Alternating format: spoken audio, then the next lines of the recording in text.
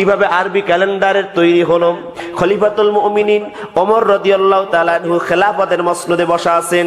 Governor Abu মুসা আশআরী চিঠি লিখলেন, ও খলিফা, রাষ্ট্রীয় কার্য সম্পাদন করতে গিয়ে আমাদের বইপাকে পড়ে যেতে হয়, আমাদের মারাত্মক কষ্ট হয়, আমাদের সন আর তারিখ না থাকার কারণে বিপর্যয় তৈরি হয়ে গেল।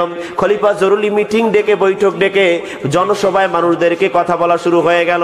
এক একজনে মত ব্যক্ত করে, খলিফা, মিলাদুন নবী, নবীর জন্ম থেকে আমরা আরবি নববর্ষের ক্যালেন্ডার শুরু করি।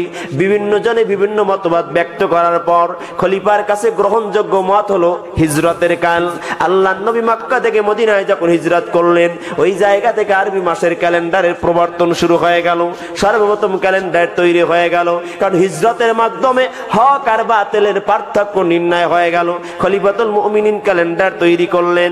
এই মুহররম মাস আরবি নববর্ষের শুরুর মাস, প্রথম মাস, যেহেতু হজের মাধ্যমে বছরের গোটা কার্যক্রম শেষ হয়ে যায়, সেই ক্ষেত্রে খলিফা ওমর বলে, আর মুহররম মাস যেহেতু হজের পরের মাস, সেক্ষেত্রে মুহররম মাস হবে আরবি ক্যালেন্ডারের প্রথম মাস।